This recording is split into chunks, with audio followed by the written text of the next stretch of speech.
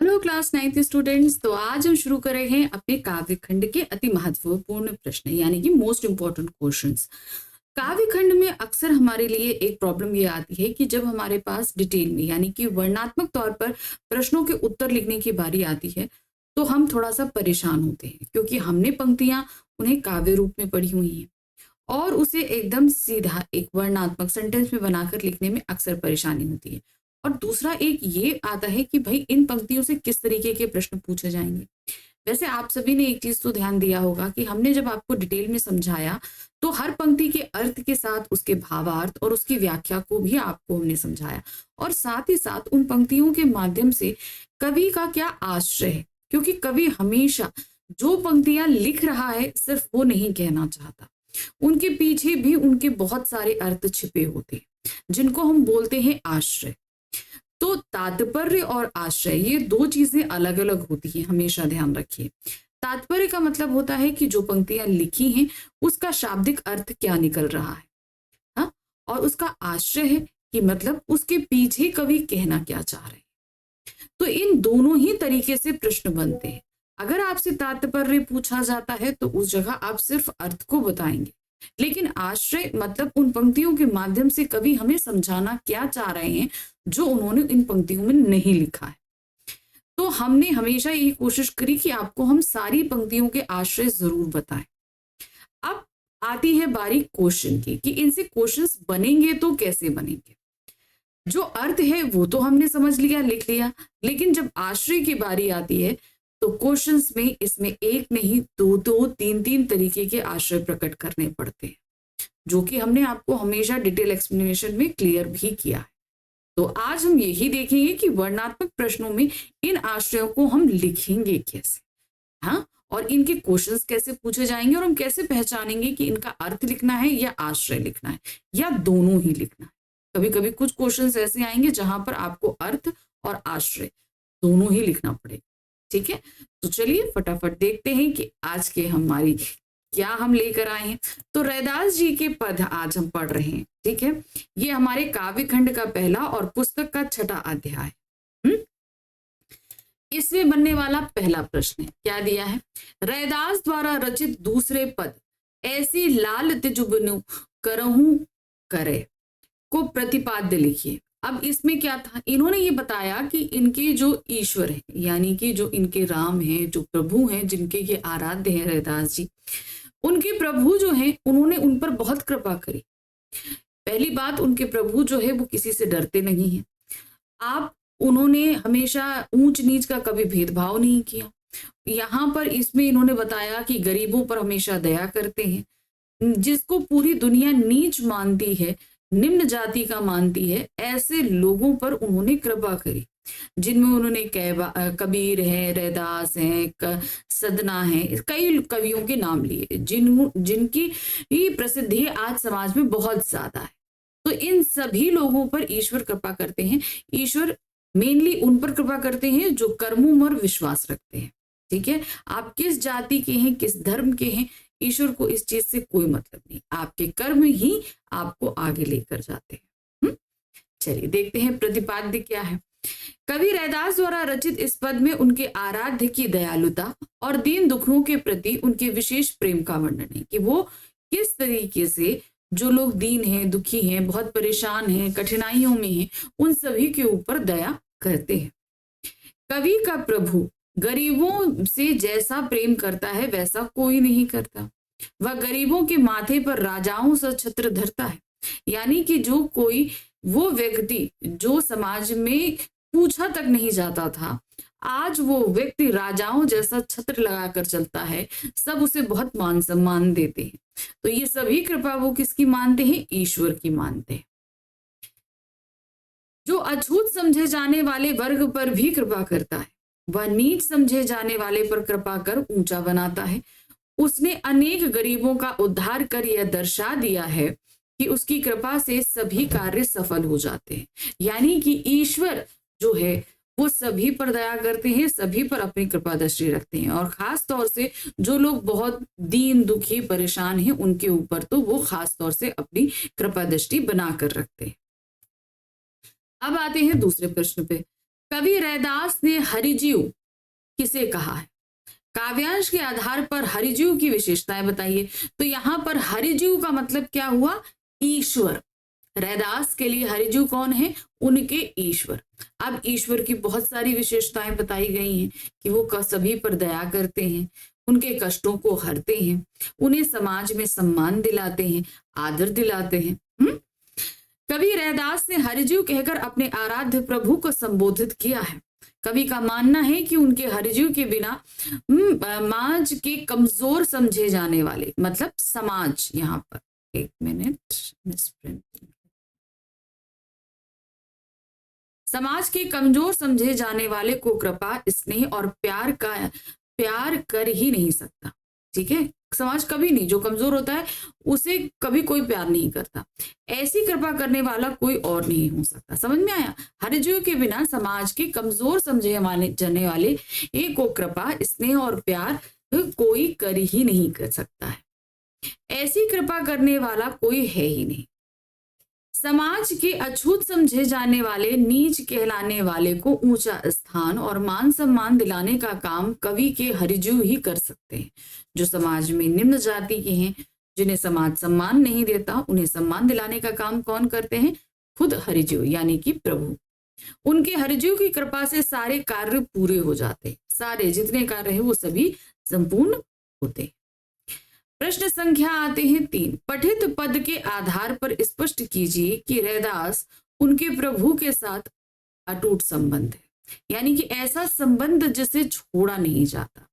राम नाम रट लागी, अब छूटत नहीं, यानी कि इससे सीधे सीधे पता चल रहा है कि उन्हें राम नाम की रट लग गई है। अब चाहे कुछ भी कृपा कर लीजिए, कुछ भी कर लिया जाए, उनके राम की रट जो है वो छूट ही नहीं रही है। अब कहने का मतलब है रैदास जो हैं अब उन्हीं के नाम में बस चुके हैं, उन्हीं के साथ उनकी सांसें चलती हैं। पठित पद से ज्ञात होता है कि रैदास को अपने प्रभु के नाम की रट लग गई है, जो अब छूट नहीं सकती। इसके अलावा कवि ने अपने प्रभु को चंदन, बादल, चांद, मोती और सोने के समान बताते हुए स्वयं को पानी, मोर, चकोर, धागा और सुहागे के समान बताया। अब जैसे चकोर है, चांद के बिना नहीं रह सकता, सोने को चमकाने का काम सुहागे के द्वारा ही होता है। अब बादल जो है वो क्या है? बादल देखकर मोर नाचता है। चंदन की खुशबू अलग नहीं की जा सकती। तो उसी तरीके से उन्होंने इन उदाहरणों के माध्यम से समझाया है कि ये चीजें अपने आप से इन दोनों को अलग नहीं किया जा सकता। उसी तरीके से प्रभु और हमें भी अलग नहीं किया जा सकता है। इन रूपों में वह अपने प्रभु के साथ एकाकार हो गए हैं। इसके साथ कवि रैदास अपने प्रभु को स्वामी मानकर उनकी भक्ति करते हैं। इस तरह उनका अपने प्रभु के साथ अटूट संबंध है। वो ये समझ चुके हैं कि वो ईश्वर के बगैर नहीं रह सकते और इसी में वो अपना जो है सब कुछ मानते हैं। तो ये मानना ही उनका अटूट संबंध ईश्वर के साथ व्यक्त कर देता है। प्रश्न संख्या है 4। कवि ने गरीब निबाजू किसे कहा है और क्यों? गरीब निबाजू, गरीब कौन हुआ? खुद जो ईश्वर के भक्त होते। अब निबाजू यानी कि जो उनका उद्धार करने वाले हैं। अब कौन हुए उद्धार करने वाले? प्रभु। कवि ने गरीब निबाजू अपने आराध्य प्रभु को कहा है, यानी कि गरीबों का उद्धार करने वाले। ठीक है, अब इसे समझिए, ईश्वर क्या है? गरीबों का उद्धार करने वाले। तो जिसमें खुद रैदास भी हैं, कबीर हैं, सतना है, सैनू है। तो इस तरीके से उन्होंने कईयों का नाम जो है वो पद में लिया है जिनके ऊपर ईश्वर कृपा करते हैं, क्योंकि उन्होंने गरीबों और कमजोर समझे जाने वाले और अछूत कहलाने वालों का उद्धार किया है। इससे उन लोगों को समाज में मान सम्मान और ऊंचा स्थान मिल सका है। प्रश्न संख्या 5 है। कवि रैदास ने किन किन संतों का उल्लेख अपने काव्य में किया है? अब जैसे हमने बताया था बहुत सारे हैं, त्रिलोचन है, सदना है, कबीर है, तो इन सभी के नाम उन्होंने लिए। कवि रैदास ने नामदेव, कबीर, त्रिलोचन, सदना और सैन का उल्लेख अपने काव्य में किया है। इनके उल्लेख के माध्यम से कवि यह बताना चाहते हैं कि उनके प्रभु गरीब के उद्धारक हैं, यानी कि जो लोग समाज में बहुत ही हिकारत की नजरों से देखे जाते हैं, गरीब हैं, जिनका शोषण होता है, ऐसे लोगों पर कृपा करने वाले। उन्होंने गरीबों और कमजोर लोगों पर कृपा करके समाज में ऊंचा स्थान दिलाया है। प्रश्न संख्या 6 है, रैदास ने अपने लाल की किन किन विशेषताओं का उल्लेख किया है? अब लाल कौन है? लाल है ईश्वर, यानी कि जो जिनको मानते हैं। अब वो कौन, किन आराध्य को मानते हैं, ये चीज स्पष्ट नहीं बताई उन्होंने पद में, लेकिन वो जिनको भी मानते हैं उन्हीं को लाल कहा गया। रैदास ने अपने लाल की विशेषता बताते हुए उन्हें गरीब नवाजू, दीन दयालु, गरीबों का उद्धारक बताया है। कवि के लाल नीची जाति वालों पर कृपा कर उन्हें ऊंचा स्थान देते हैं तथा अछूत समझे जाने वालों का उद्धार करते हैं। तो जब देखिए, जब ये रैदास है ना, तो समाज में ऊंच नीच बहुत ही ज्यादा था, तो उन सभी का उद्धार करना, उन पर कृपा करने का काम जो है वो ईश्वर के द्वारा किया जाता था। प्रश्न संख्या 7 है, रैदास द्वारा रचित अब कैसे छूटे राम नाम रट लागी को का प्रतिपाद्य लिखिए। अब हमने दूसरा वाला पद तो लिख लिया था, अब इस पद का हमें प्रतिपाद्य लिखना है। ये पहला पद है।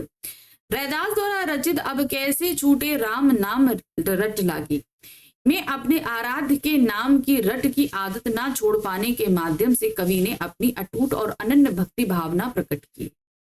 इसके अलावा उसने चंदन, पानी, दीपक, बाती आदि अनेक उदाहरणों द्वारा उनका सानिध्य पाने तथा अपने स्वामी के प्रति दास्य भक्ति को स्वीकारोक्ति दी है, यानी कि वो अपने ईश्वर के दास ही इस चीज के लिए वो स्वीकार करते हैं, वो उन्होंने इन पंक्तियों के माध्यम से बताने की कोशिश करी। प्रश्न संख्या 8 है, जैसे चितवन चंद चकोरा के माध्यम से रैदास ने क्या कहना चाहा है। अब इसको देखिए क्या होता है। चकोरा, चकोर एक पक्षी होता है जिसे चांद से प्यार होता है। जब चांद निकलता है तो वो एक टक जो है उसी की तरफ देखता रहता है, वो उसके बगैर रह नहीं सकता, उसी से प्रेम करता है। जबकि जैसे कहते हैं ना, जो चकवा चकवी की कहानी तो आपने पढ़ी ही होगी, तो यही चकोर है। ये लोग कभी रात को श्राप मिला ही रात में नहीं रह सकते। रीजन क्या है? क्योंकि ये रात में चांद को देखता रहता है, तो वो चकवी के साथ क्या करेगा? नहीं कर सकता, नहीं रह सकता, उसको प्रेम अपना नहीं दिखा सकता। तो इस तरीके से दिखाया है कि वो चकोर जो है वो सारी रात चांद को ताकता रहता है और उससे जितना प्रेम करता है उसी तरीके से जो है रैदास भी अपने प्रभु से उतना ही प्रेम करते हैं। जैसे चितवन चंद चकोरा के माध्यम से रैदास ये कहना चाह रहे हैं कि जिस प्रकार रात भर चांद को देखने के बाद भी चकोर के नेत्र अतृप्त रहते, यानी कि वो हर रात चांद को देखता है, यानी कि आज रात देख लिया तो अगली रात नहीं देखेगा, हर रात, यानी कि उसकी आंखें उस चांद को देखने से अतृप्त रहती, कभी उसकी इच्छा भरती ही नहीं। उसी प्रकार कवि रैदास के नैन भी निरंतर प्रभु को देखने के बाद भी प्यासे ही रहते हैं। वो ईश्वर की चाहे जितनी भक्ति कर ले, जितना देख ले, वो तब भी ईश्वर को देखते ही रहना चाहते हैं। प्रश्न संख्या 9 है, तुम घन हम मोरा, ऐसा कवि ने क्यों कहा? अब घन, घन का मतलब क्या होता है? बादल। अब तुम घन बन हम मोरा, और क्या है यहाँ पर? ईश्वर को घन अर्थात बादल बताया है और खुद को वो क्या बता रहे हैं? जंगल का मोर बता रहे हैं। अब उन्होंने ऐसा क्यों कहा? रैदास अपने प्रभु के अनन्य भक्त हैं, जिन्हें अपने आराध्य को देखने में असीम खुशी मिलती है। कवि ने ऐसा इसलिए कहा है क्योंकि जिस प्रकार वन में रहने वाला मोर आसमान में घिरे बादलों को देखकर प्रसन्न हो जाता है, उसी प्रकार कवि भी अपने आराध्य को देखकर प्रसन्न हो जाते हैं। अब वो कैसे मोर खुश हो जाता है? खूब सारे बादलों को देखकर मोर पंख उठाकर नाचने लगता है। उसी तरीके से जब रैदास अपने प्रभु को देखते हैं तो वो भी नृत्य करने लगते हैं, नाचने लगते हैं, अर्थात वो बहुत प्रसन्न हो जाते हैं। प्रश्न संख्या 10 है, जाकी अंग अंग बास समानी में जाकी किसके लिए प्रयुक्त हुआ है?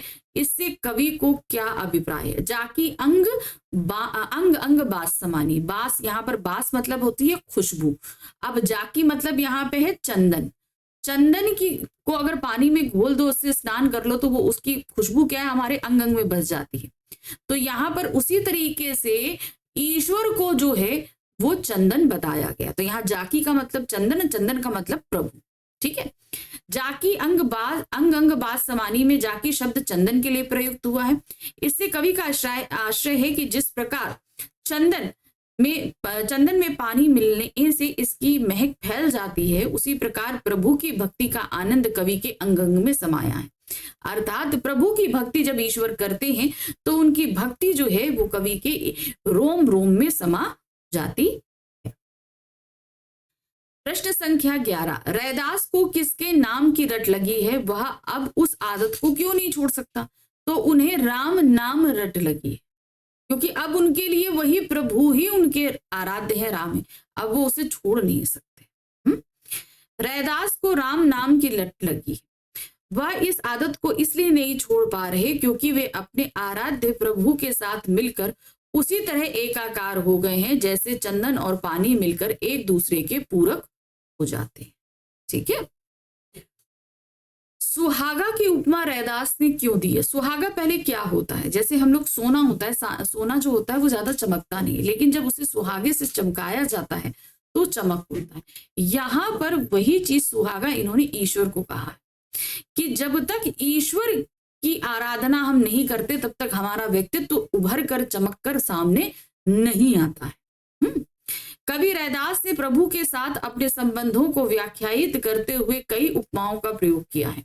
उन्हीं में से एक उपमा सुहागा को देते हुए कवि रैदास ने यह स्पष्ट करना चाहा है कि प्रभु एवं उनका मिलन सोने और सुहागे के मिलन के समान पवित्र है। जिस प्रकार सुहागे के संपर्क में आके सोना और अधिक खरा हो जाता है, खरा का मतलब होता है और अधिक चमकने लगता है, उसी प्रकार प्रभु के संपर्क में आकर कवि अर्थात रैदास भी पूर्णतः शुद्ध और खरे हो जाते हैं, अर्थात उनका व्यक्तित्व भी लोगों के सामने खरा उतरता है और वो चमकने लगते हैं। प्रश्न संख्या 13 है, कवि ने राम नाम की रट क्यों नहीं छूटती? क्या कारण है कि वो नहीं छूट पा रही? क्योंकि ईश्वर उनके अंदर पूरी तरीके से समा चुके हैं। अब वो चाहकर भी ईश्वर से, राम से अलग नहीं हो सकते। कवि ने राम नाम की रट इसलिए नहीं छूटती क्योंकि कवि का जीवन प्रभु के साथ इतना घुल मिल गया है कि प्रभु की सत्ता से अलग होना उसका अपना कोई स्वतंत्र अस्तित्व ही नहीं, यानी कि प्रभु से अलग होकर उनकी कोई आइडेंटिफिकेशन हो, ऐसा हो ही नहीं सकता। वो और प्रभु एक ही है। कवि का प्रभु के साथ अनन्य संबंध स्थापित हो चुका है और वह प्रभु के बिना निष्प्राण है। यानी कि अगर ये बोला जाए कि आप प्रभु को भूल जाइए तो एक तरीके से कवि के अंदर से उनके प्राण निकल जाएंगे। इतने अभिन्न एवं आत्मीय संबंध होने के कारण ही कवि ही से राम अर्थात प्रभु नाम की रट नहीं छूट पाती। प्रश्न संख्या 14 है, रैदास के स्वामी क्या क्या कार्य करते हैं तथा उन्होंने किन लोगों का उद्धार किया है? वो गरीबों पर दया करते हैं, अछूतों को अपनाते हैं, निम्न को उच्च बनाते हैं, ये जगह सारे काम करते हैं प्रभु। रैदास के स्वामी अनेक कार्य करते हैं, जैसे गरीबों पर दया करना, अछूतों को अपनाकर उनका उद्धार करना, असंभव कार्य को संभव बनाना तथा निम्न स्तर वालों को ऊंचा स्थान प्रदान करना आदि। कवि के अनुसार प्रभु ने नामदेव, कबीर, त्रिलोचन, सदना, सैनु जैसे अपने कई भक्तों का उद्धार किया, क्योंकि ये सभी कहीं ना कहीं समाज द्वारा धिक्कारे गए थे, जिन्हें ईश्वर ने एक अलग स्थान समाज में प्रदान किया है, यानी कि वो सम्माननीय। प्रश्न संख्या 15 है, कवि अपनी किस आदत को नहीं छोड़ पा रहा है और क्यों? वो राम की रट नहीं छोड़ पा रहे। कवि को ईश्वर की आराधना करते हुए राम के नाम का जाप करने की जो आदत पड़ गई है वह उस आदत को नहीं छोड़ पा रहा है। जिस प्रकार पानी के कण-कण में चंदन की सुगंध समा जाती है, उस प्रकार कवि के रोम रोम में प्रभु भक्ति की सुगंध समा चुकी है। यानी कि जैसे पानी में चंदन मिल जाए और पूरा पानी सुगंधित हो जाता है, उसी तरीके के शरीर जब उस पानी से हम नहा लेते हैं तो उस चंदन की महक हमारे शरीर में समा जाती है। उसी तरीके से ईश्वर की आराधना करने से ईश्वर रैदास के रोम रोम अंग अंग में समा चुके हैं, अब वो उससे अलग हो ही नहीं सकते। ठीक, तो ये था हमारा काव्य खंड का पहला अध्याय और बुक का छठा अध्याय, जिसके हमने किए आज अति महत्वपूर्ण प्रश्न। तो अभी 4 अध्याय और बाकी है, इसी तरीके से फटाफट हम उन्हें कंप्लीट करेंगे और फिर बढ़ेंगे अपनी दूसरी पुस्तक की तरफ। तो अगला वीडियो लेकर आए, तब तक फटाफट आपको चैनल को लाइक, सब्सक्राइब, शेयर करना है और अगर आपकी कोई भी क्वेरी है, कोई भी कमेंट है, आप कमेंट बॉक्स में कमेंट ड्रॉप कर सकते हैं। ठीक है, चलिए मिलते हैं अगले वीडियो में। Thank you for watching, bye bye.